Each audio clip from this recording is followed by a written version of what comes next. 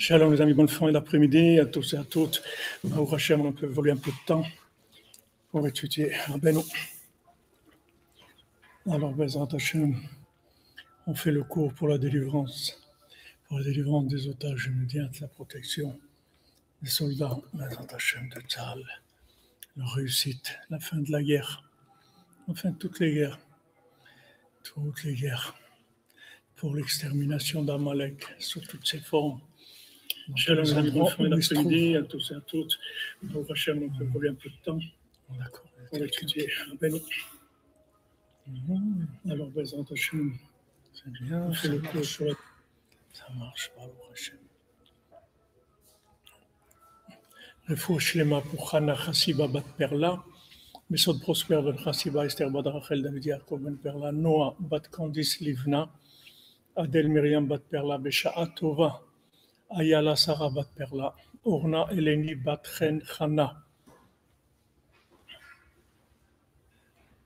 Moshe Yosef Ben Rachel, Nicole Bat Marguerite, Esther Bat Fortuné, Rachel Bat Esther, André Meyer Ben Rachel, Janine Ahassa, Bat Madeleine Megdouda,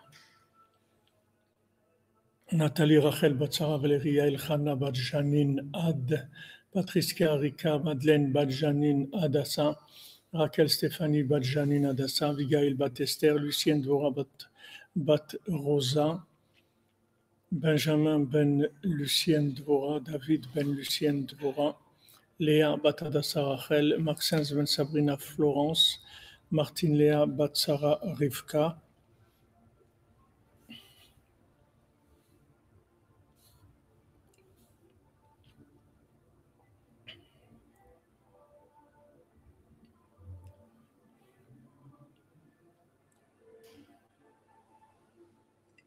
Ariela Malka Bat Chana Jania, Evgenia,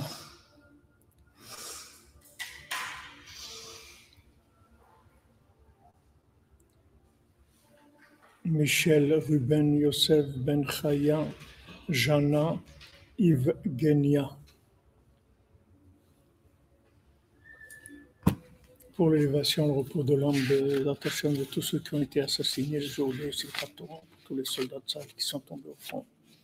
Shiloh Ben David, Chaim Ben Abraham, Patrick Nathan David Ben Mazal Tov, Lydie Léa Bat Sarah, David Ben Sarah, Eva Bat Habiba, Yitzhak Ben Daniel Bailey, Agostino Lamas da Silva Ben Abraham, Pinchas Ben Lyon, Eliaou Feizige, Bat Nazifé, Julien Terzix, Marcel Messaouda Tsoura, Bat Simcha, Reuven, José Harouche, Yoel Merciano, Sassi Ben Mathilde, Mazal Tov Bat Hananon, Ephraim Ben Yaakov, Cohen, Benjamin Ben Shimon, Perez Ben Zina, Jordiora Bat Jamila, Elisa de Conceição dos Santos Reis Bat Antonia, Dvoranoa Bat Corina Yala Ben Rose, Yitzhak Ben Frida, Daniel Lionel Ben Abraham, Desta Bat Avriet, Huguet Simcha Bat Julia, Yosef Ben Yaakov Frima, Michael Klein, pour la Tzlacha, la bracha de Liv, Valérie Emouna, la vie Abraham, Netanel Yitzhak Ben Rachel, Laurent Yaakov Ben Sarah et David, Bracha Ben Maïsa, Toneliahu Ben Maïsa, Karoni Sarah Bat Maïsa, Simcha Bat Rivka, Gil Ben Myriam, Simcha Bat Esther, Efo Shlema, Pleura Besançon, Israël Yitzhak Ben Fortuné, Mordechai Ben Fortuné, Korona Yala Bat Rachel, Chaim Akiva Ben Nelly, David Raphaël Ben Mesoda Cohen, Yehuda Ben Simi, Sandrine Bat Janine, Betzalel Ben Patricia, Rachel, Moshe Raphaël Ben Chassiba, Levi, Nathalie Esther Bat Mesaouda, Yael Luna Bat Suzanne Mazal, Alexandre David Ben Léa, Léa Simcha Bat Chana, David Ben Colette Denise, Shalom Ben Fradji Ben Issi, Robert Chaim Ben Rosalie, Fortuné Bat Esther Kenza, Esther Bat Alice Madja, Shimon Ben Besodi, Shmuel Ben Limo, Jonathan Ben Valéria Viva, Shimon Meir Ben Mercedes Menucha Simcha, Shmuel Ben Sophie Esther Bernheim, Muriel Esther Bat Janine Nina, Ariela Malka Bat Chaya, Jana Evgenia, Rivka Bat Esther Seli. Pour un accouchement facile pour les Shiva Shulamit Rachela Batsira. Alors, Bezrat Hashem, on continue dans notre étude sur Elul.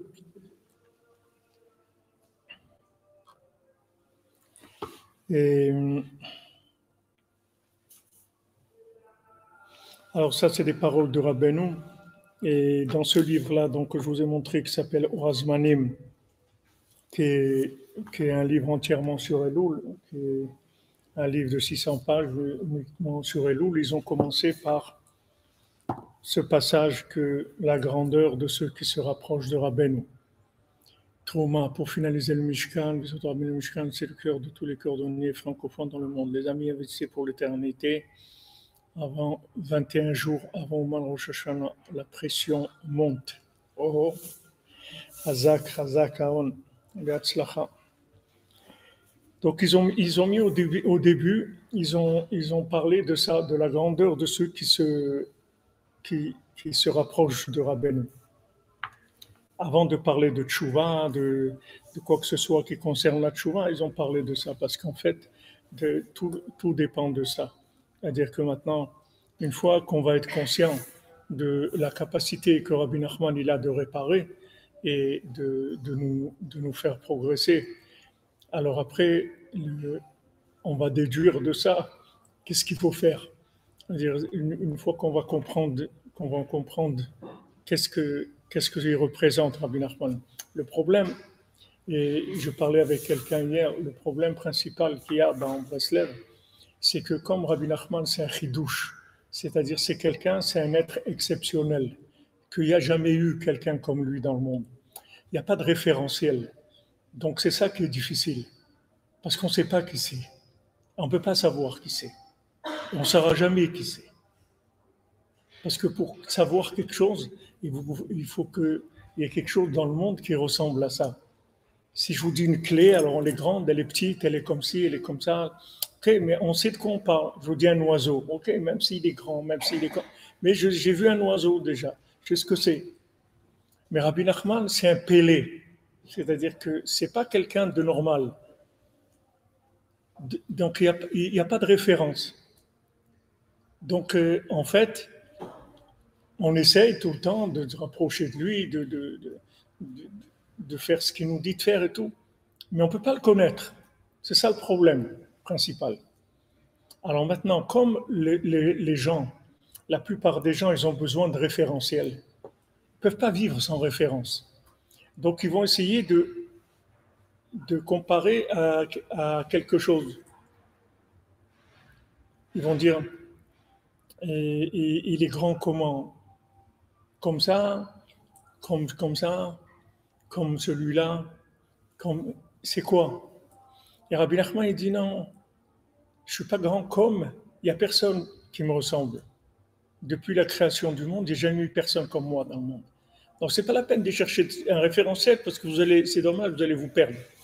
Vous allez réduire comme je vous ai dit, je ne sais pas si je vous l'ai dit ici, mais une fois, il y avait des élèves qui sont venus. Alors, il y a un élève, c'était des nouveaux élèves. Alors, il y a un qui a dit, Rabbi Nachman, il est grand comme Moshe Rabbeinu.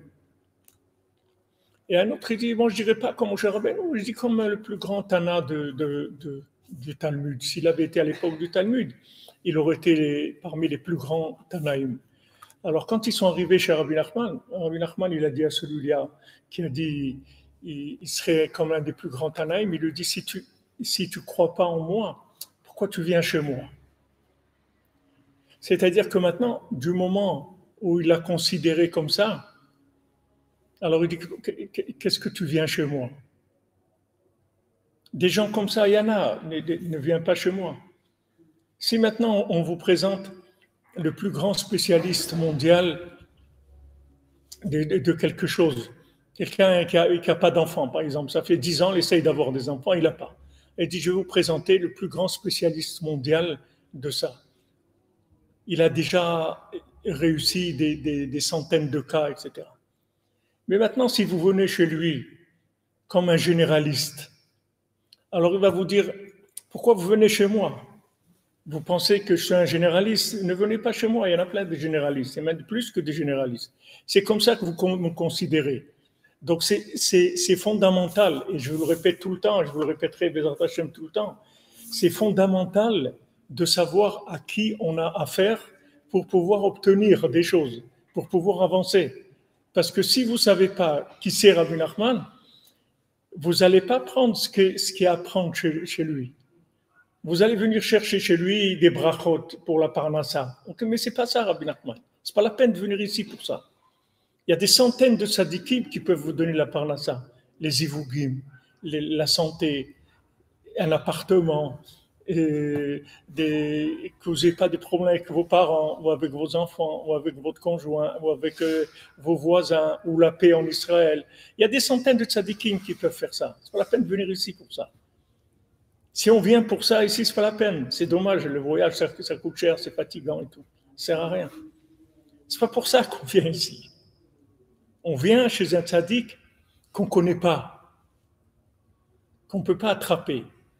Mais par contre, ce qu'on sait de lui, c'est ce qu'il est capable de faire. Ça, on sait parce que c'est lui qui nous l'a dit. Alors il dit, voilà, moi je te prends en charge, je te répare, je te garantis que tu ne quitteras pas ce monde sans que je t'ai réparé complètement, sans que je t'ai optimisé, sans que j'ai réparé tes parents, tes grands-parents, tout jusqu'au premier homme, et sans que je t'ai fait réussir ton projet de venue sur Terre depuis ta création, avant la création du monde. Voilà, ça, je te le garantis. Voilà, ça, on sait. Pourquoi? Parce que c'est lui qui nous l'a dit. Mais qui c'est lui? On ne sait pas qui c'est. On ne sait pas qui c'est. Pas la peine de comparer parce qu'on ne sait pas qui c'est. Et on ne saura jamais qui c'est. Et Rabbi Nathan, il dit, on ne peut pas savoir qui c'est. Et ses enseignements aussi, on ne sait pas, on ne comprend rien dans ses enseignements. Tout ce qu'on dit, c'est des approches très, très, très loin. Comme il dit Avraham ben Nachman, Alvaï que je comprenne une parole de Rabbi Nachman, une parole profane de Rabbi Nachman, 10 000 ans après la résurrection des morts. Une parole profane de Rabbi Nachman, pas de la Torah, juste quand il parle de choses profanes. 10 000 ans après la résurrection des morts. Donc, on voit dans son enseignement, c'est pas quelque chose qu'on peut comprendre. Lui, c'est pas quelqu'un qu'on peut comprendre. Alors, comment il faut faire avec? Quelle est l'attitude à avoir? L'attitude à avoir, c'est une attitude de connexion. C'est pour ça qu'on appelle itkashrut, on appelle s'attacher, aimer. Il faut l'aimer, c'est tout. C'est la seule façon que vous allez pouvoir vous rapprocher de lui. Si vous l'aimez, vous allez pouvoir vous rapprocher de lui. Mais n'essayez pas de comprendre parce que vous ne comprendrez jamais, même pas le milliardième de qui c'est. Parce qu'il n'y a personne qui l'a compris. Et lui-même, il a dit, il n'y a aucun des tzadikim qui l'a jamais compris. Il y en a qui l'ont respecté, il y en a qui se sont opposés. Mais comprendre Rabbi Nachman, il n'y a personne qui peut le comprendre. Donc ça, vous voyez, si vous ne savez pas ça, alors vous ne savez pas ce que c'est Breslev. Parce que vous croyez que Breslev, c'est un groupe de chassidim. D'abord, Breslev, ce n'est pas des chassidim. Rabbeinu l'a dit, moi, c'est pas une chassidoute, Breslev. Ce n'est pas des chassidim. Maintenant, on est tombé dans l'époque où ce qui était le mode de fonctionnement, c'était le chassidisme. Alors, on est rentré dans ça. Mais Rabbi Nachman, ce n'est pas du chassidisme. Rabbi Nachman, il n'a pas des groupes de gens. Rabbi Nachman, il s'occupe, il a dit, moi, chacun qui vient chez moi, j'ai que des cas particuliers. Moi, je ne m'occupe jamais de groupes. Il n'y a pas de groupe chez moi. Quand tu viens chez moi, c'est que je t'ai appelé à toi. Pas à ma copine et celle-là et l'autre et on est venus ensemble. Non, non, non. C'est une convocation personnelle. Ça, il faut savoir aussi que Rabbi Nachman, ce n'est pas des thérapies de groupe. Il n'y a pas de thérapie de groupe. C'est seul. Il vous a suivi, il vous connaît depuis de cette vie, des vies antérieures, jusqu'à votre âme, du moment où elle a été créée par Dieu. Depuis ce moment-là jusqu'à aujourd'hui, il vous connaît parfaitement. Il sait tout ce que vous avez passé et il sait où vous devez arriver et il va vous prendre en charge et vous amener là où vous devez arriver. Donc là, vous pouvez poser les valises. Vous voyez? L'attitude avec Rabbi Nachman, c'est pas qu'est-ce que je vais faire, il n'y a rien à faire. Pose tes valises, c'est tout. Pose. Ça y est, t'as fini. T'as fini. Quand tu arrives chez Rabbi Nachman, c'est fini. Il n'y a rien à faire. Non, mais attends, qu'est-ce qu'il faut? Il n'y a rien à faire. Il n'y a rien à faire. Il n'y a rien. Tu veux faire des choses, fais des choses. Mais ça n'a rien à voir avec ce que tu vas faire. Ce que lui va faire pour toi, ça n'a rien à voir avec ce que tu vas faire. Tu vas faire un peu, tu vas faire beaucoup. C'est pas ça qui va changer. Tu l'écoutes, tu suis le traitement, tu dis voilà, fais ça. Tu te bodedou, tu connais klali. Surtout, sois besimcha tout le temps. Surtout, sois besimcha. Surtout, sois besimcha tout le temps, tout le temps. Il faut que tu sois joyeuse tout le temps, tout le temps. Ça fait très attention à ça. Il te donne des conseils, il te dit voilà, ça fait, ça ne fait pas. Mais c'est pas une construction personnelle, vous voyez. Quand vous allez arriver dans n'importe quel groupe qui est dans le monde ou n'importe quelle tendance ou autre, vous avez une structure, vous avez des programmes et vous allez vous lancer là-dedans. Vous allez arriver avec du travail, vous allez arriver à avoir des bonnes notes, réussir vos années, avoir un truc avec mention, etc. Le système, il donne la réussite. Ici, il n'y a pas de réussite, parce que ça y est, on a terminé déjà. Quand on vient ici, quand on est avec Rabbi Nachman, qu'on vit avec lui, qu'on l'aime, on se sent attaché à lui, on vit tout le temps avec lui. On a terminé, ça y est, on n'a pas de... C'est pas dépendant de si on va arriver à faire des choses, arriver à pas faire des choses, c'est pas ça qui est important. Donc maintenant, comme on ne le connaît pas, quand il nous annonce des choses, c'est apprendre ou à laisser, c'est tout. Il n'y a pas le choix. Parce qu'on ne peut pas discuter. On peut discuter si vous connaissez, mais vous ne connaissez pas. Il n'y a pas à discuter. Ou vous êtes d'accord, vous n'êtes pas d'accord, vous n'êtes pas d'accord. Vous faites ce que vous voulez, c'est tout. Vous êtes libre, il n'oblige personne. Chacun fait ce qu'il veut. Il n'y a pas de problème. Mais du moment où vous vous attachez, vous aimez, alors vous êtes branché. Et votre degré d'attachement, c'est ça qui va donner le degré de rapidité et d'optimisation de réparation. Plus vous serez attaché, plus vous allez l'aimer, plus ça va aller vite. Et puis ça va aller bien. Ça va se passer bien et vite. Moins, ça prendra plus de temps. Mais ça, ce sont des garanties que lui donne. Donc c'est de là où on peut savoir. Bénédiction du Québec pour avoir un ben Lola. C'est gentil, Philippe, c'est gentil. Je te bénisse.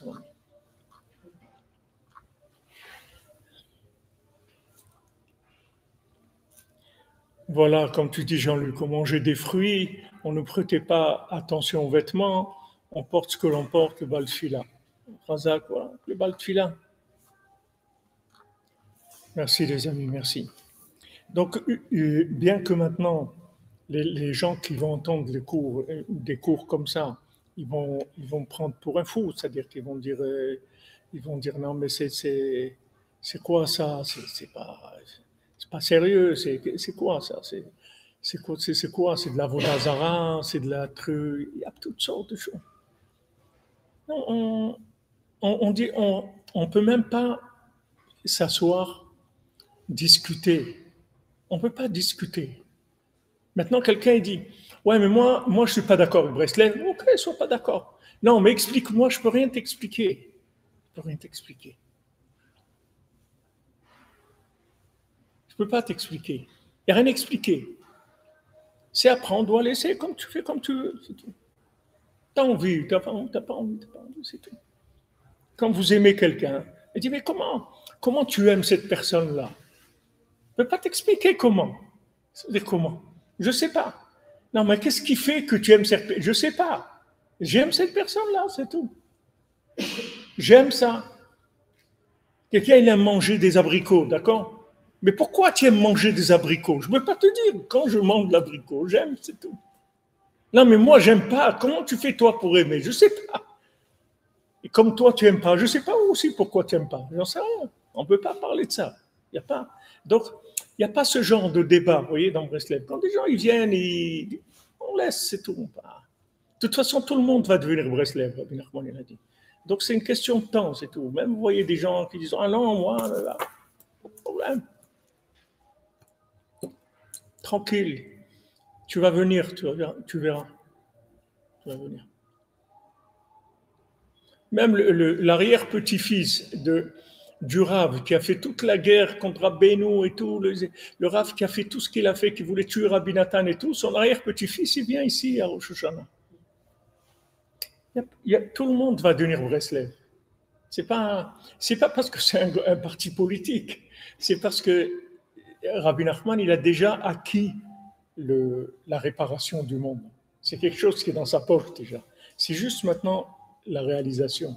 Mais c'est déjà fait. C'est-à-dire que maintenant, auprès d'Hachem, et la méthode qu'il a amenée, c'est réglé. Le monde est réparé déjà. Maintenant, ça se met en place. Comme maintenant, quelqu'un qui est malade, il prend un traitement, ok, ça va mettre 3 jours ou 2 semaines, c'est tout. Après, il ne va pas guérir dans l'heure qui suit. Mais ça y est, il a amené des outils, et le principal des outils, c'est lui. C'est pas ce qu'il nous dit de faire. Comme il dit Rabbi Nathan, c'est ici le médecin, il est plus grand que le médicament. Et ça, c'est difficile parce qu'il y a des gens qui sont habitués à prendre le médicament sans le médecin. Si vous allez voir un médecin, il vous donne un traitement pour l'urticaire ou je ne sais pas quoi. Ok, vous n'allez pas vous marier avec le médecin parce qu'il vous a donné un médicament. C'est le médicament, ok, je prends le traitement et c'est tout. Non, ici, non. Ici, le traitement, il est secondaire. Le principal, c'est le médecin. Parce que le médecin, il peut tout utiliser comme traitement. Il n'a pas besoin de... Vous voyez, une fois, il y avait un Américain qui est venu ici à Oshana, il y a quelques années, une dizaine d'années, je ne sais pas, une quinzaine d'années. Et il a décidé qu'il va arrêter de fumer. Il a dit, voilà, j'arrive à Ouan, à Oshana, j'arrête de fumer. Il arrive sur la tombe de Rabbi Nachman, Oshana, il dit, Rabbi, je fais le neder, ça y est, j'arrête de fumer.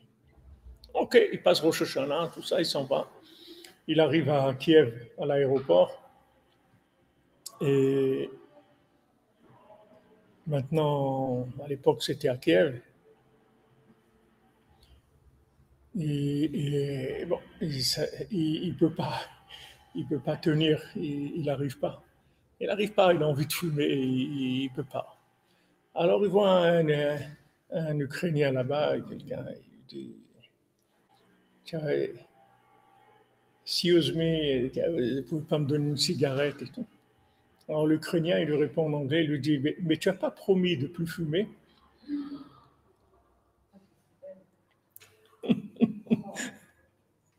Alors, il a compris que la prise en charge, elle n'est pas limitée au cabinet de consultation, que ça va beaucoup plus loin, que le cabinet, en fait, il est allé sur toute la planète. Et des gens aussi, je ne sais pas, en Amérique, je crois des gens en Amérique, des gens qui ont l'habitude, ils écoutent le cours tous les jours, le soir, quand ils prennent le repas familial ensemble. Alors ils écoutent un des cours de la journée. Des années comme ça. Et un jour, ils ont commencé à écouter des cours de, c'est pas quoi, pas de Torah, des cours je sais pas de quel. Alors, et le monsieur, il m'a écrit, il m'a dit, vous savez, je suis quelqu'un de très cartésien, je ne suis pas mystique, mais il a dit, je vous promets, et ma femme, mes enfants, ils vous diront, que quand on était en train d'écouter le cours je ne sais pas quel truc d'université, vous êtes apparu à l'écran et vous nous avez dit, qu'est-ce que vous faites là? Alors, ils m'ont dit, je vous promets, je ne suis pas un planeur, je ne me drogue pas, je ne bois pas d'alcool, je suis quelqu'un de très carré, des trucs, et je vous promets, on était tous sidérés. On était toute la famille comme ça. Pourquoi je vous raconte ça? Parce que Rabbi Nachman, il n'y a pas de limite d'intervention. Vous comprenez?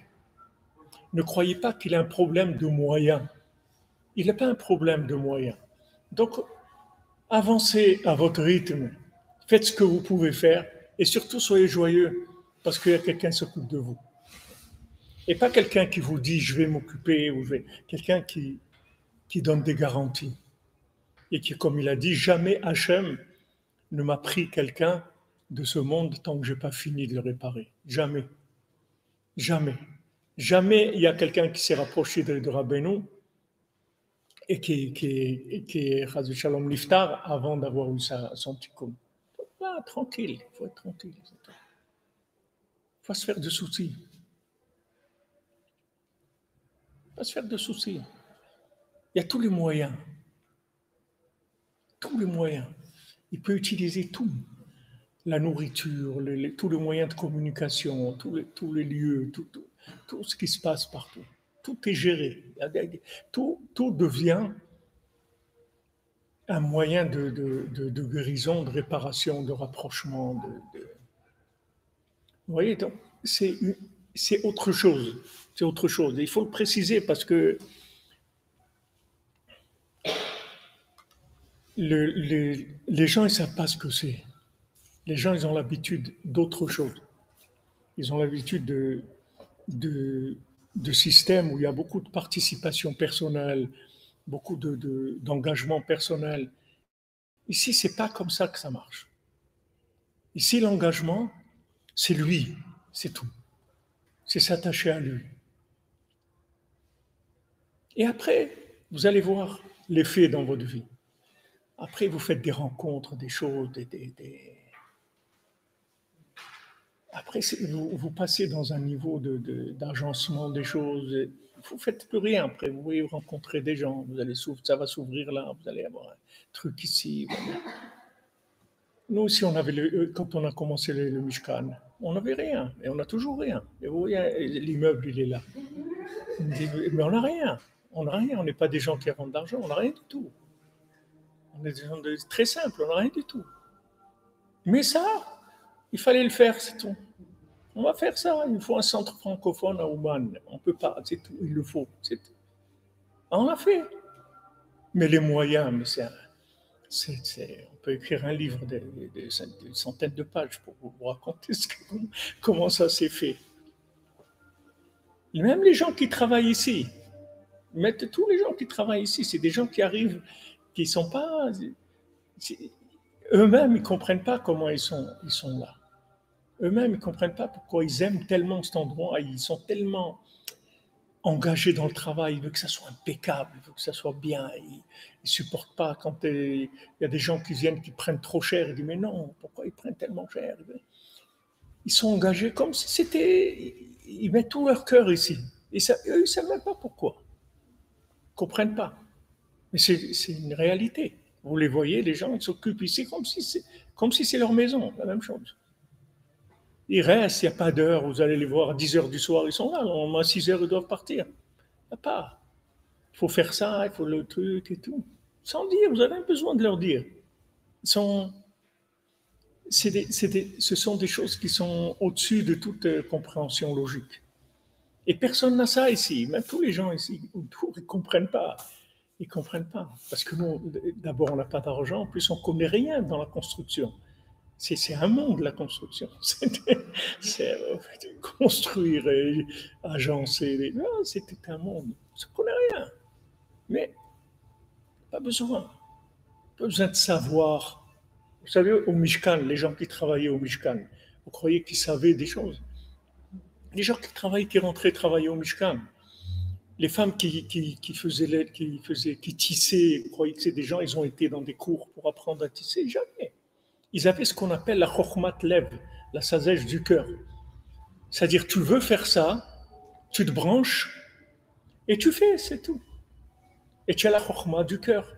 Tu vas recevoir la sagesse dans ton cœur. Comment on fait ça? Alors que le monde entier, il vous dit, il vous faut une formation. Il faut une formation. Il faut apprendre. Pas besoin d'apprendre. Il y a la connexion, le téléchargement. Vous voyez, aujourd'hui, dans Google, vous allez télécharger. Dire, voilà, mon téléphone, je veux le truc, le réinitialiser, ou ça marche pas et tout. Vous avez des milliers de réponses. Et c'est gratuit, des gens qui mettent les réponses gratuites. Vous n'allez pas apprendre tout ça. Vous n'allez pas apprendre comment on formate un téléphone. Vous n'avez pas besoin de le savoir. Le moment où vous en avez besoin, vous posez la question, vous avez 1000 réponses. Donc vous n'avez pas besoin de savoir. La sagesse, c'est la même chose. De tout. La connaissance de tout, c'est pareil. Rabbi Nachman, il vous enseigne le téléchargement par connexion. Vous branchez, vous allez savoir des choses. Vous allez apprendre. Au moment où vous aurez besoin. Normalement, le monde, il aurait dû fonctionner comme ça. Mais comme Adam Arishon et Chava, ils ont mangé, alors ça a inversé le monde. Tout ça, c'était pour l'orgueil de savoir des choses. C'est sûr, quand vous savez jamais rien, il n'y a pas tellement d'orgueil à avoir.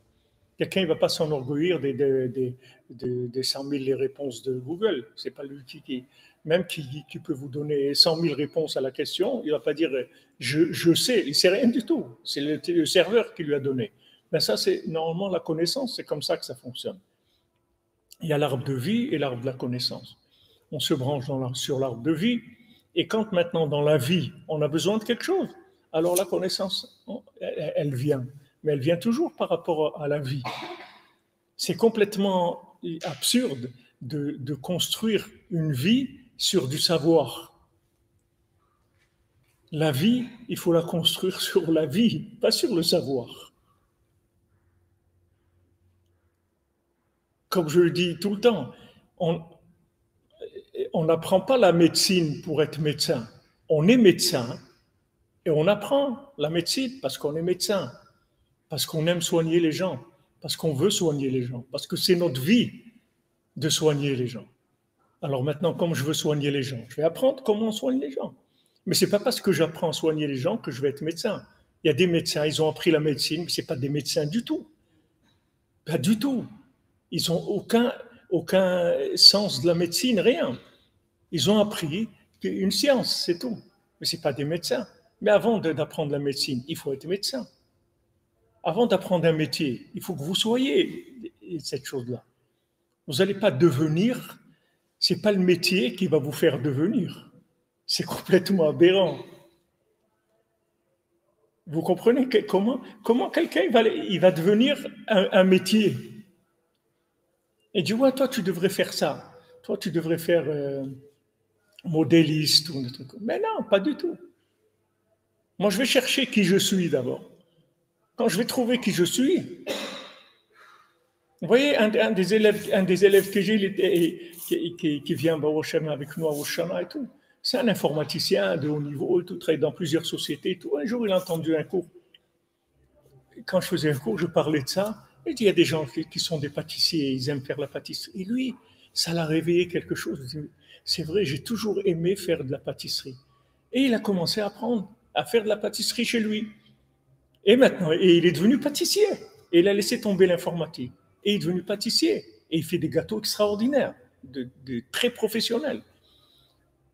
Parce que c'est un pâtissier. Maintenant, il est tombé dans l'informatique parce qu'on lui a collé ça. On lui a collé ce truc-là. Alors, il est rentré, il a pris l'informatique. Mais ce n'est pas sa vie. Tandis que quand vous êtes pâtissier, vous faites de la pâtisserie, mais c'est extraordinaire. C'est extraordinaire, vous kiffez toute la journée, vous faites des trucs super, vous cherchez comment jouer, vous mettez tout votre cœur dedans, parce que c'est vous, c'est votre truc, c'est tout. Tandis que quand c'est pas votre truc, vous attendez que ça finisse pour partir, c'est pas que vous n'avez pas envie de faire ça. Vous n'avez pas envie, vous subissez le travail. Pourquoi subir le travail? Pourquoi? C'est complètement débile. Mais pourquoi on vit comme ça? Parce qu'on a affaire à des morts vivants, des gens qui vivent pas. Donc, comme c'est des gens qui ne sont pas vivants, qu'est-ce qu'ils vont faire? Il faut bien qu'ils fassent quelque chose.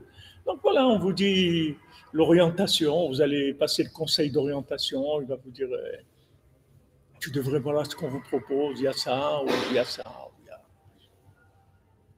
Choisis ça, ou ça, ou ça, ou ça. Quelqu'un il a envie d'être berger, par exemple. Il a envie d'être berger, c'est tout. Ah, qu'est-ce qu'il y a? Qu'est-ce qu'il y a? Non, il y a des normes.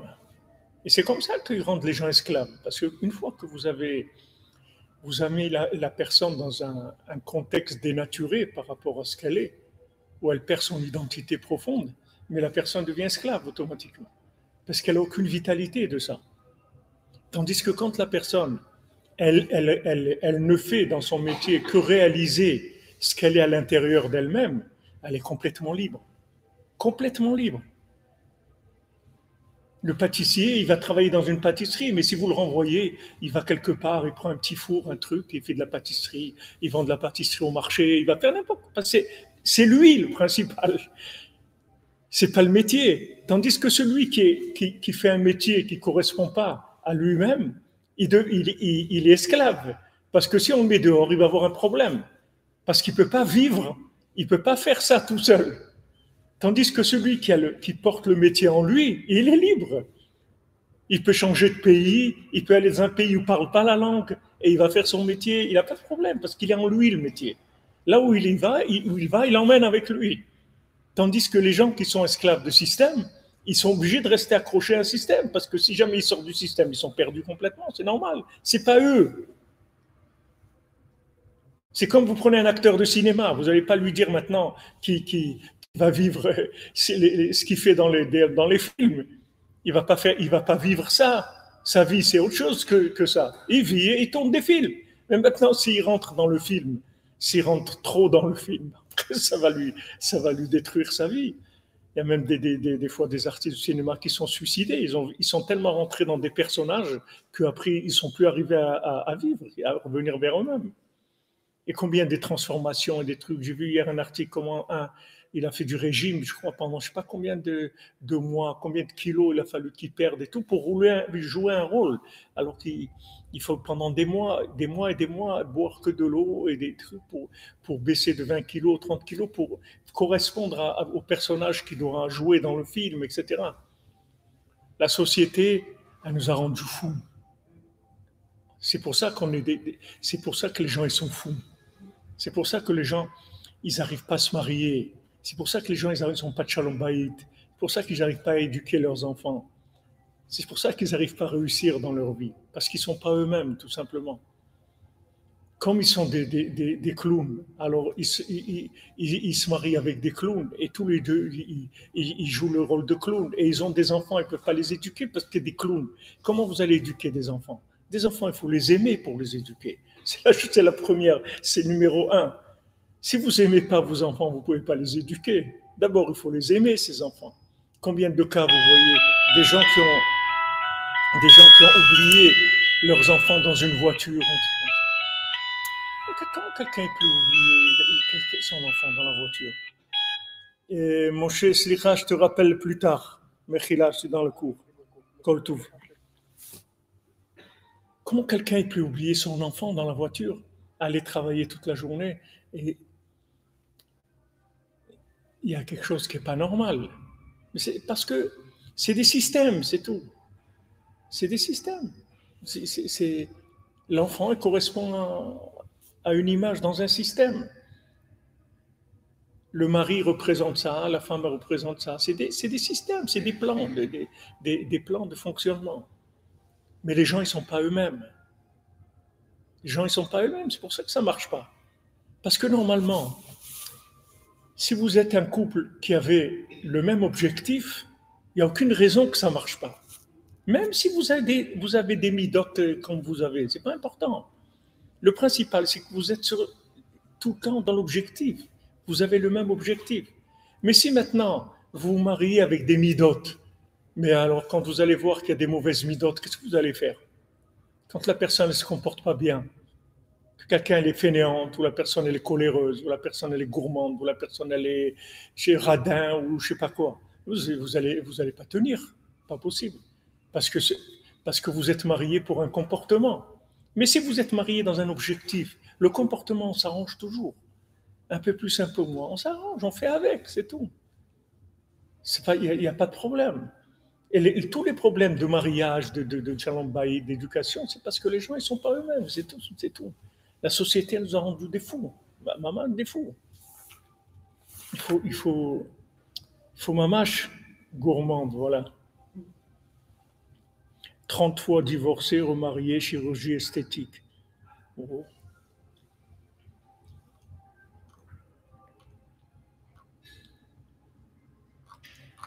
Vous comprenez? Baruch Hashem, quand vous venez chez Rabbeinu, il va vous apprendre à être vous-même, à ne pas avoir peur d'être vous-même, à dire ça, je ne veux pas, c'est tout. Et vous n'avez pas peur. Et ça, je veux. Et vous n'avez pas peur, parce que vous êtes vous-même. Vous n'avez pas peur d'être vous-même. Personne ne va vous faire peur. Personne ne va vous impressionner. Et devenir vous-même. Et vous donne confiance en vous. Par la connexion. Ici, quand on a fait le Mishkan, il n'y a pas une personne qui m'a encouragé ici. Même ma famille, même ma femme et mes enfants, ils n'étaient pas d'accord. Il n'y a personne qui était d'accord avec moi. Mais moi, j'étais sûr que c'est ça que je devais faire. Aucun doute sur ça. Et il y a eu des guerres et des rabbins qui m'ont dit arrêtez, ne faites pas. Voilà, maintenant, la semaine dernière, l'un des rabbins qui a signé des trucs, maintenant, il a regretté, il a signé le contraire, il m'a envoyé une lettre, il m'a dit voilà, il regrette ce qu'il a écrit, comment il s'est laissé avoir, etc. Il ne savait pas ce que c'était, etc. Alors, imaginez-vous maintenant, c'est quelqu'un, il vous dit de ne pas faire quelque chose. Et cette chose-là, en fait, c'est votre vie. Et il s'est trompé. Mais comme c'est un influenceur, quelqu'un d'important, il est arrivé à vous convaincre de ne pas faire quelque chose ou de faire quelque chose qui n'est pas votre vie. Comment après, quelle responsabilité elle prend, la personne? Imaginez-vous, ce rave-là, c'est un grand rave qui m'a dit, ne fais pas ça, il faut arrêter tout de suite, etc. Maintenant, il a changé d'avis. Mais si j'avais écouté que je n'avais pas fait ça, avec toutes les conséquences, toutes les âmes qui viennent ici, tous les Rosh Hashanah, tous les tikkunim qu'il y a ici, tout ce qui se fait ici, tout ça, il va l'empêcher. Et vous-même, va vous empêcher d'exister. Parce que si vous ne faites pas votre plan, vous n'allez pas exister.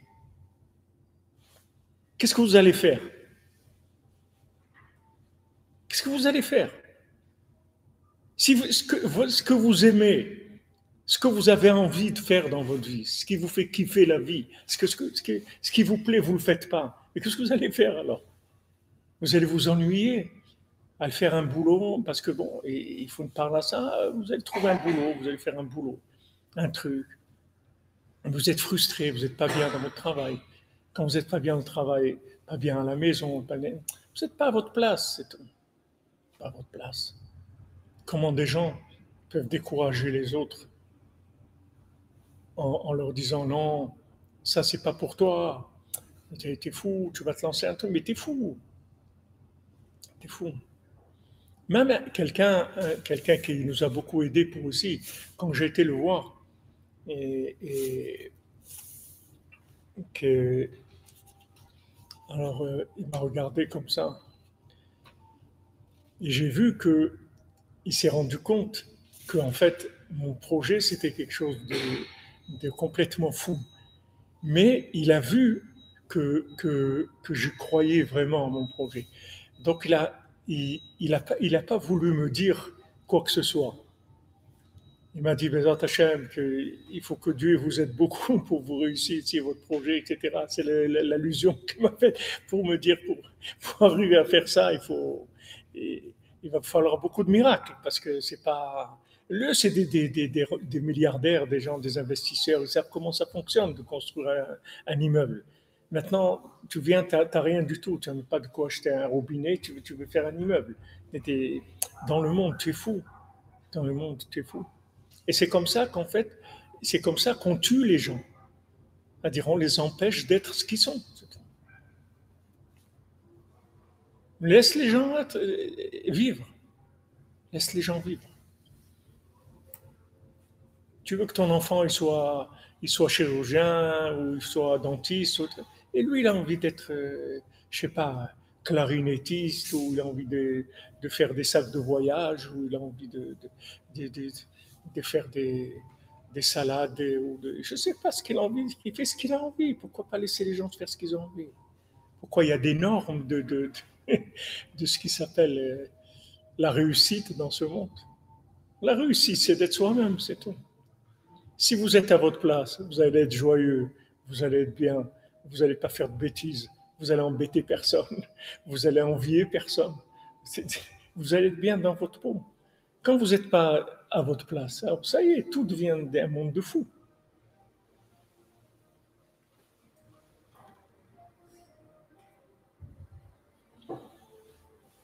Oui, quelques millions, bien sûr. Le Mishkan, c'est un projet de minimum de 6 millions d'euros. Alors, si vous me dites comment ils sont arrivés ici, j'ai aucune idée. Est-il possible de faire un pidyon nefesh arié, bien Rachel Yosef, ben Rachel Nechama bat Rachel Shlomo, Rachel bat Naomi? Oui, c'est possible, Arié Tor. Demain, tu as mon téléphone, je crois. Envoie-moi dans le WhatsApp. Attends, je vais voir si je peux copier ton texte et le mettre dans mon WhatsApp.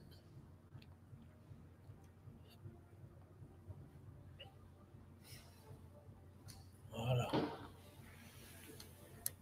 c'est bon. J'ai copié les noms. Ezrat Hashem.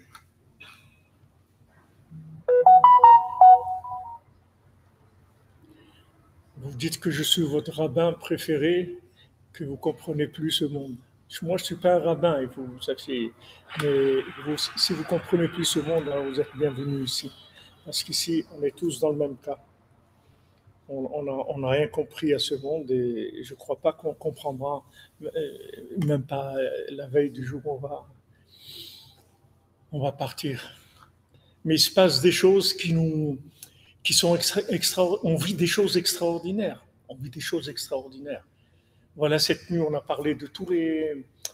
On a parlé de la mort, du deuil, comment ne pas trop s'endeuiller, pour justement permettre à la personne de rester ici. Que si on s'endeuille trop, alors au contraire, on rejette la personne, elle s'éloigne, elle s'éloigne. Alors que si on a une période de deuil, la Torah dit 3 jours de pleurs, après, il faut commencer la consolation, accepter la consolation. Et cette consolation, elle permet à l'âme, en fait, de rester avec nous, de rester en contact avec nous dans ce monde. Et il y a une personne qui écoutait le cours, qui a eu un enfant, une fille à elle, Hachem qui est décédée il y a longtemps. Et après le cours, elle a rêvé d'elle, de sa fille.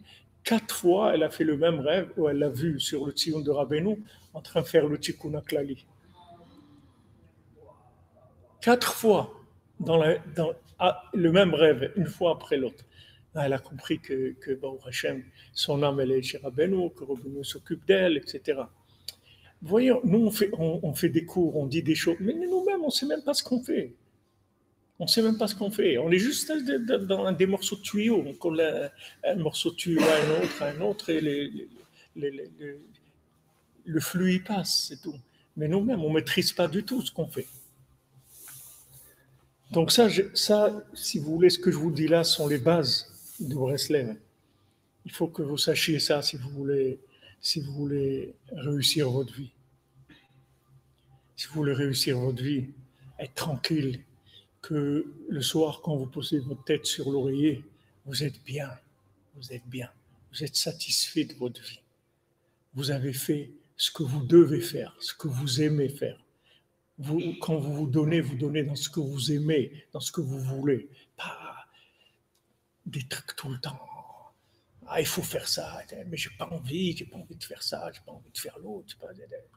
Même si on fait des efforts, on peut faire beaucoup d'efforts, mais faire des efforts dans ce qu'on aime, c'est pas comme se forcer à faire des choses qu'on n'aime pas, ça n'a rien à voir.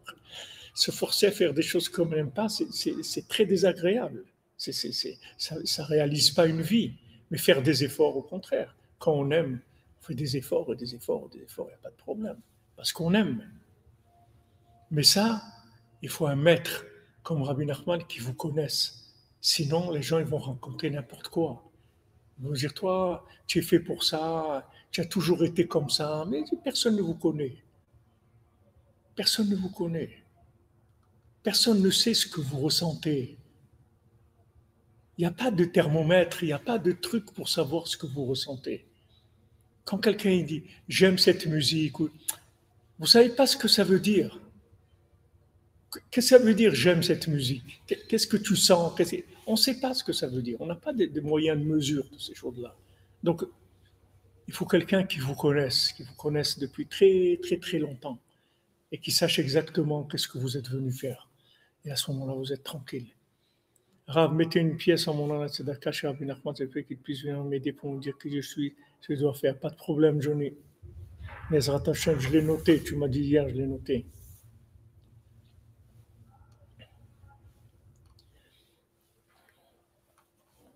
C'est une guerre interdimensionnelle, pleine de messages divins la nuit. Il me réveille à 3 heures du matin toutes les nuits. Ouais, c'est...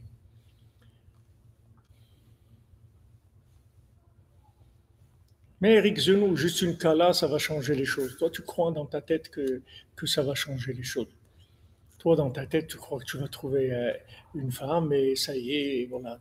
C'est pas comme ça la vie, mon ami. C'est pas comme ça la vie. Il faut que tu saches que c'est beaucoup plus dur d'être marié que d'être seul. Il faut que tu saches ça. Si tu t'en sors pas tout seul, tu vas t'en sortir encore moins marié. Même qu'on est à deux, c'est beaucoup plus difficile la vie mariée. Bien sûr, quand on fait les efforts qu'il faut, qu'on fait ce qu'il faut, les résultats ils sont extraordinaires. Mais ne crois pas que c'est une facilité. Ça viendra quand tu seras prêt, c'est tout. Toi, occupe-toi de ce que tu dois t'occuper et avance, c'est tout.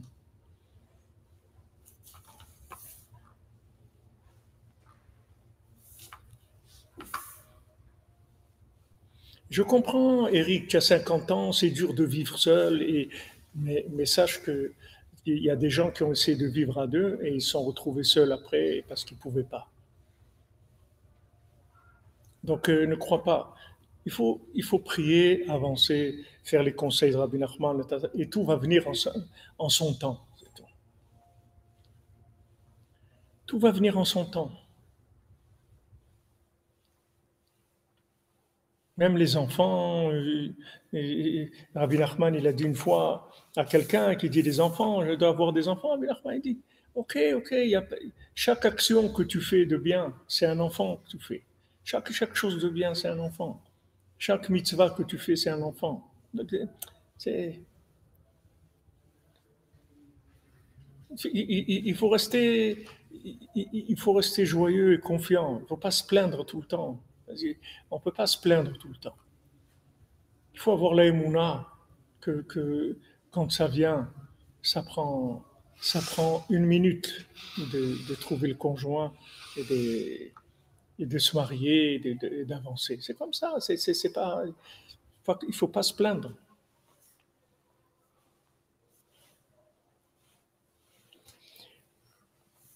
Alors, Rabbeinu l'a dit, Amar kol mishi yitzaveh yetzayet uti. Tout celui qui m'écoutera, veikayen kol ma she'ani metzaveh, et qui fera tout ce que je lui dis de faire. Bevada yet tzadik gadol. C'est sûr qu'il sera un grand tzaddik. Yé ma she'yé, peu importe ce qui se passe avec lui. Baikar le ashlir sechel atzmo legamre. Le principal, c'est de jeter son cerveau complètement, jeter sa logique complètement. Rak kacher yomar ou yikayem à quelques mamao. Que ce que Rabbi Nachman nous dit de faire, il faut le faire, c'est tout. Pas mettre son grain de sel, commencer à dire. Quelqu'un m'a appelé aujourd'hui aussi. Ah, je ne sais pas si je vais venir à Rosh Hashanah parce que des problèmes, j'ai eu des problèmes de Parnassa cette année. Rabbi Nachman, il n'a pas dit tu viens quand il n'y a pas de problème de Parnassa. Rabbi Nachman, il a dit tu viens à Rosh Hashanah. C'est tout. Ça y est. Ouman Rosh Hashanah, olé à la colle, au-dessus de tout. C'est tout. Fais-lui confiance plus que ce que toi tu vois dans ton intelligence artificielle qui est basée sur de l'analytique imaginaire. Laisse tomber tes compréhensions, jette-les à la poubelle. Il sait mieux que toi ce qu'il fait. Et s'il te dit de venir, c'est parce qu'il va t'aider, il va te donner des choses extraordinaires pour toi et le monde entier aussi. C'est une responsabilité pour le monde entier. Rabbeinu l'a dit, mon Shana. Le monde entier en a besoin. C'est pas rien que vous. Donc c'est une responsabilité pour le monde entier. Pourtant, les mots, ils sont simples. Rabbi Nachman, il a dit des choses simples. Il n'a pas dit des choses qu'il n'a pas besoin de sortir de Saint-Cyr pour comprendre ce qu'il a dit. C'est très simple, ce qu'il a dit de faire. Tu parles avec Dieu tous les jours, tu bessimra, tu viens à Oumana Oshana, tu fais Tikkun Klali. C'est des choses simples qu'il a dit. C'est pas compliqué ce qu'il a dit de faire. Mais les gens, ils ont leur intelligence artificielle qui tourne avec les artifices de leur vie. Il y a ça, il y a ça, il y a ça, il y a ça. Il faut avoir des repères immuables dans sa vie. Et le reste, après, c'est secondaire. Il faut avoir des repères immuables. Parce que sinon, on ne s'en sort pas. Si on fait bouger tout en même temps, on ne va jamais s'en sortir. Il faut qu'il y ait des repères immuables. Ça ne bouge pas. Ça ne bouge pas. Ça ne bouge pas. Ça bouge pas. Après, on y va, c'est tout. On avance. Après, on a envie de faire ça, pas de problème. Mais il y a des repères, des choses qui sont immuables, il faut le respecter. Rabbi Fram était une pièce chez Rabbeinu, pour moi aussi, Philippe Ben Marguerite. Il faut que je sois bien dirigé. Amen, amen. Il faut que j'en emmène des pièces alors, Philippe.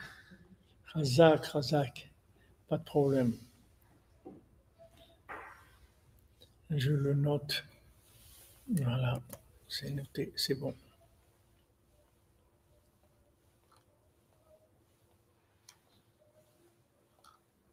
Éric Zenou, une femme et des enfants, c'est sûr que c'est génial. Mais il faut être capable de monter sur l'Himalaya. C'est génial aussi. Il faut être capable. Bon là, ils ont trouvé 5 alpinistes ce matin qui sont morts. Ils sont morts de fatigue. Ils ne sont pas arrivés à revenir. C'est des alpinistes. Ils avaient un beau projet. Ils sont morts. Ne crois pas que Hachem, il est miséricordieux. Hachem, il veut que tu te maries beaucoup plus que ce que toi, tu veux te marier. Mais seulement, il veut que tu réussisses ta vie, que tu sois un vrai mariage de réussite, de joie, de construction. On avance ensemble.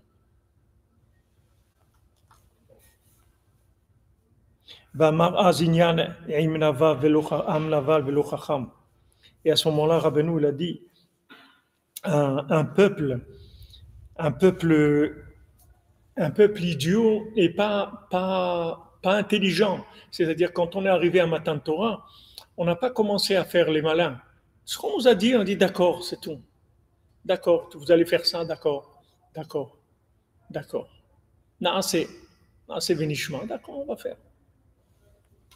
Comme voir בספר ליקוטי מן הסתם מי שיכול ללמוד ביותר מסוגל ביותר. C'est sûr que celui qui peut étudier beaucoup et sentir la profondeur de ce que Rabbeinu dit, c'est sûr que ça va l'aider beaucoup plus. Mais tout simplement de faire les conseils basiques et d'attendre tranquillement parce qu'on s'occupe de nous. Les rébés, ils s'occupent de chacun et de chacune. Il faut pas se précipiter. Rajouter en quelques pièces pour tous ceux qui viennent d'Israël. Rabbeinu, aide-nous à venir chez toi facilement. Amen, amen. Aaron, amen. Amen. Bezat Hashem, on va faire le pidion du Tikkun HaKlali cette nuit pour tous ceux qui vont voyager. Parce que maintenant, ils ne veulent pas le laisser passer par la Moldavie. Ça aussi, c'est Rabbeinu qui fait. C'est des tikkunim. C'est des tikkunim que Rabbeinu fait.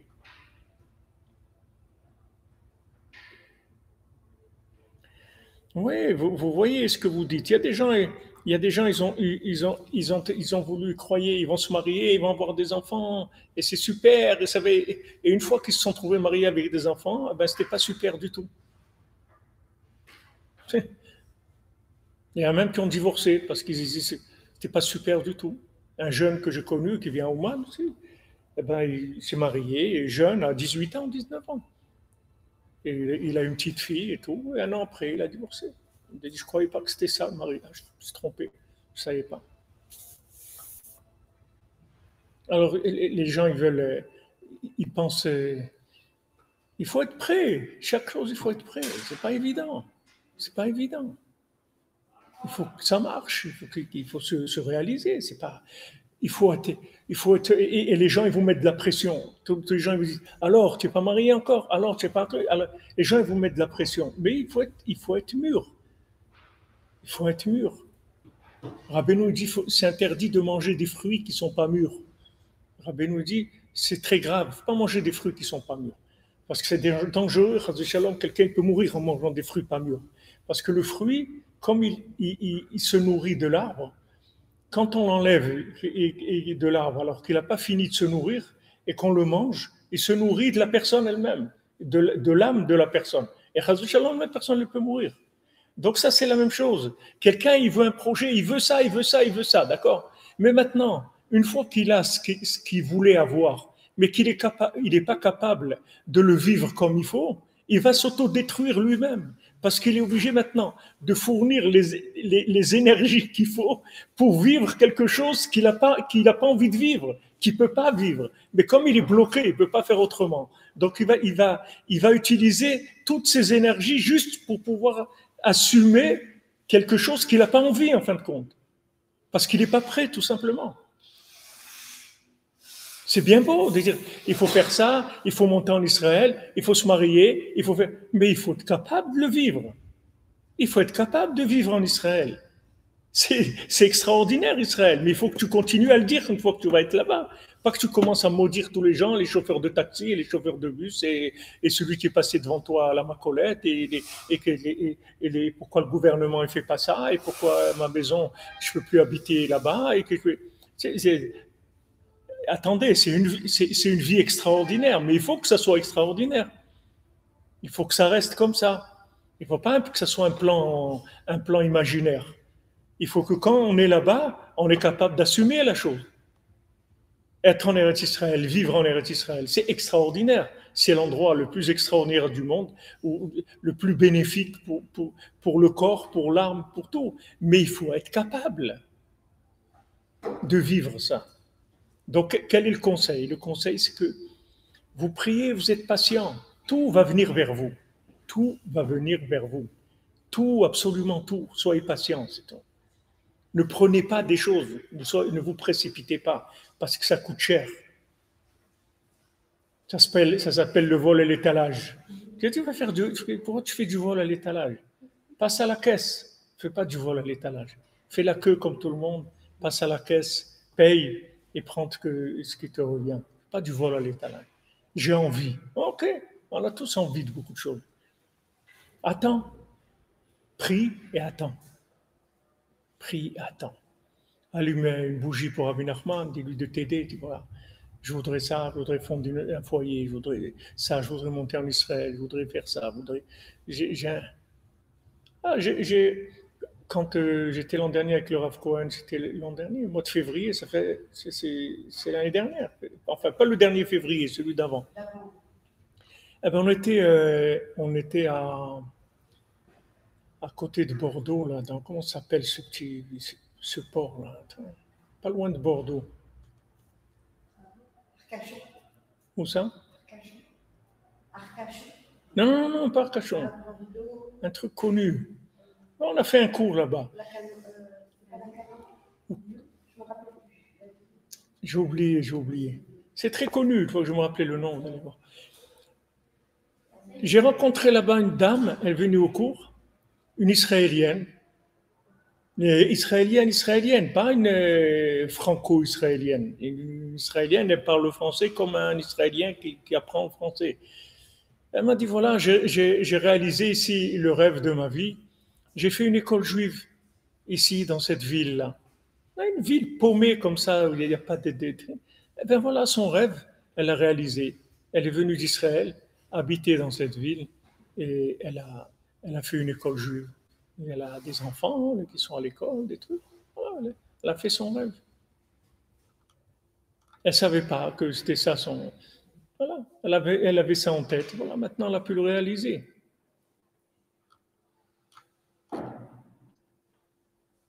Pas Libourne, pas loin de Libourne. La Rochelle, voilà, Khazak, Vincent, Khazak. La Rochelle. La Rochelle. Ben voilà, vous allez imaginer qu'une Israélienne, elle va s'installer à La Rochelle pour faire une école juive. C'est loin de l'imagination. Mais voilà, il faut avancer. Vous priez, vous avancez, c'est tout. Mais laissez les choses venir vers vous. Ne prenez pas, parce que quand on prend, ça coûte très cher. Vous comprenez que quand vous prenez quelque chose, si vous n'êtes pas mûr, même si cette chose-là, elle devait vous venir dans 1 mois, dans 6 mois, dans 1 an, mais le fait que maintenant, vous le prenez et vous n'êtes pas mûr, l'approche que vous allez avoir de la chose, ça ne va pas être la bonne. Vous n'allez pas apprécier la chose comme vous deviez l'apprécier. Donc, le départ, il n'est pas comme il faut. Parce que vous ne savez pas, ce n'est pas ça que vous avez envie. Alors que vous attendiez 1 mois ou 3 mois, vous aurez été mûr et les choses seraient passées vraiment de façon extraordinaire. Rabbeinu dit, même dans les objets, c'est comme ça. Il dit des fois, quelqu'un, il a envie d'acheter, je sais pas, une salle à manger ou un truc. Il l'achète, et maintenant, après, il a des problèmes financiers et tout ça, il peut pas, il va la vendre, cette salle à manger. Et quelque temps après, il va la racheter. Alors, Rabbeinu, il explique que maintenant, quand il a acheté la salle à manger, en fait, il avait les yeux plus gros que le ventre. C'est-à-dire que la lumière, parce que acheter une salle à manger, c'est une lumière. Une maison, c'est une lumière, c'est de l'énergie. Donc, quand il a acheté cette salle à manger, lui, dans son imagination, il voulait ça. Mais seulement, il n'a pas prié, il n'a pas été patient, il a acheté, il a pris. Maintenant qu'il l'a pris, c'est trop fort pour lui. Donc, il est obligé de la revendre. Et maintenant, il va se passer un certain temps, elle va revenir chez lui, la salle à manger. Rabbeinu l'explique ça même pour des objets comme ça. Il ne parle même pas d'une maison, il parle juste d'un meuble. Même un meuble, c'est comme ça, pour vous dire. Alors, à plus forte raison, des choses qui sont tellement importantes dans notre vie. Il faut tout baigner avec de la prière et de la patience. C'est tout. Ah, l'autre, il a fait ça, l'autre. T'occupe pas ce qu'il a fait l'autre. T'occupe pas. Regarde pas les autres. Il n'y a personne. On n'est pas ici dans un match, on n'est pas aux Jeux Olympiques. Chacun, il fait sa vie, c'est tout. Mais ce qui est important, c'est d'être à votre place. C'est ça qui est important. C'est que ce que vous vivez, vous avez envie de le vivre. C'est le plus important. Vous êtes en accord avec vous-même. Ce que vous vivez, c'est en plein accord. Même si vous ramez et tout, c'est pas grave. Mais c'est ça que vous voulez vivre. Ça, c'est fondamental. Mais ça, il n'y a que lui qui peut vous donner ça. Personne au monde peut vous donner la confiance en vous et les moyens pour réaliser vos rêves qui peuvent être des rêves qui sont au-dessus complètement de vos moyens que vous avez aujourd'hui. Vous ne pouvez même pas imaginer que vous allez arriver à ça. Et vous arrivez, et vous le faites, et vous arrivez parce que c'est vous. C'est vous. Au Mishkan, les gens, ils amenaient à Moshe Rabbeinu les choses. Et Moshe Rabbeinu, il plaçait chaque chose que les gens avaient amené. C'est lui qui mettait tout, qui gérait tout, le Mishkan. Les gens, eux, ils amenaient ce qu'ils avaient. Et lui, après, il gérait ça.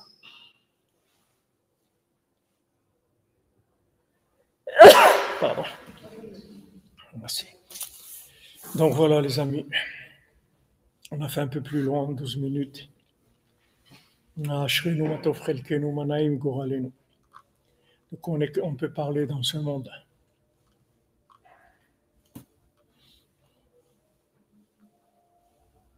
Mais tu peux construire un immeuble, Eric, tu peux construire même une ville entière, tu peux construire. Celui qui a construit Las Vegas, c'était un juif. Tu vois, toute la ville de Las Vegas, c'était dans le désert. C'était dans le désert. Personne ne voulait le croire qu'il allait faire une ville qui allait être très, très spéciale. Personne. Il a été chez tous les investisseurs. Personne ne voulait investir dans Las Vegas. Personne. Jusqu'à qu'il a emprunté l'argent à la mafia, au marché comme ça. Et il a fait le projet de Las Vegas. Et seulement, il n'a pas démarré au bon moment. Il a démarré quand c'était les fêtes de fin d'année des Goïm et tout. En Amérique, ils ne sortent pas tellement, etc. Donc maintenant, quand ils sont venus, quand il a lancé le projet, alors ils sont venus, la mafia, lui demander non, qu'il rembourse et tout. Ils ne pouvaient pas, ça n'avait pas démarré comme ils pensaient. Ils l'ont tué, ils l'ont assassiné. Mais ils l'ont assassiné. 1 mois après, ça a démarré Las Vegas. Et c'est devenu Las Vegas. C'était la folie d'un juif, c'est tout. Las Vegas. Dans le désert, il a voulu faire ça. Et ça a marché. Il était sûr de lui, de son projet. Il n'y a pas de quelqu'un, il ne peut pas faire ça. Quelqu'un, il peut tout faire. Les moyens, c'est jamais un problème. C'est jamais un problème. Le problème, c'est est-ce que c'est ça que tu dois faire? Si c'est ça que tu dois faire, les moyens, tu vas les avoir, c'est pas un problème. Fais ce que tu as à faire, c'est tout. Et tu vas voir que les moyens vont venir. Il n'y a aucun problème. Shmirat Alashon, oui, pas de problème. Là, vous avez insisté aujourd'hui, ça veut dire qu'il faut y aller. Alors attendez, je cherche les halachot, notre cher ami qui nous envoie tous les jours les halachot, qui ne se décourage pas. Non. Dovan Benita Razak. Si une personne s'apprête à médire, il faut lui demander si le sujet nous concerne ou si nous pouvons avoir une influence sur la personne visée. Il est interdit de croire formellement les propos médisants, mais on pourra prendre ses dispositions pour éviter un préjudice. Dans certains cas, il est recommandé d'écouter le lashon hara afin de disculper la victime auprès de celui qui la dénigre et interpréter les médisances qu'il profère à son mérite. Par exemple, si l'on souhaite apaiser notre interlocuteur et l'empêcher de propager sa médisance. Voilà, de halachot du Chafetz Chaim, Zchuto Yegen Aleinu. Alors, Bezrat Hashem, on se retrouve tout à l'heure à 2h pour le Tikkun HaKlali et à 4h30, 4h15, 4h30 pour le cours de Korveor. Merci d'être là, les amis.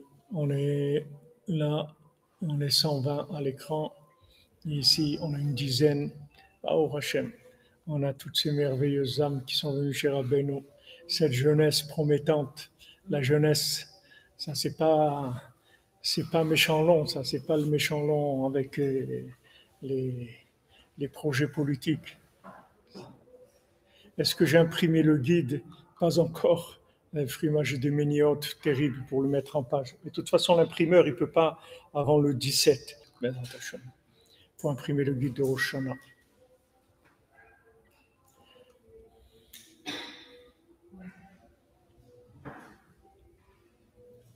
Vous avez voyagé avec Vegas. Et oui, je connais des gens. Il y a des Breslev qui vont à Las Vegas. Ils font c'est des salons là-bas, des salons de commerciaux. Amen, amen. Merci de prier parce que vraiment, j'arrive pas. Je n'arrive pas à trouver le temps. J'emmène l'ordinateur, j'ouvre l'ordinateur, ça commence. Ça commence les journées vraiment chargées. Ashrenu matoffelkenu, umanayim goralenu. Ashrenu matoffelkenu, umanayim goralenu. Ashrenu matoffelkenu, umanayim goralenu. Ashrenu matoffelkenu, umanayim goralenu.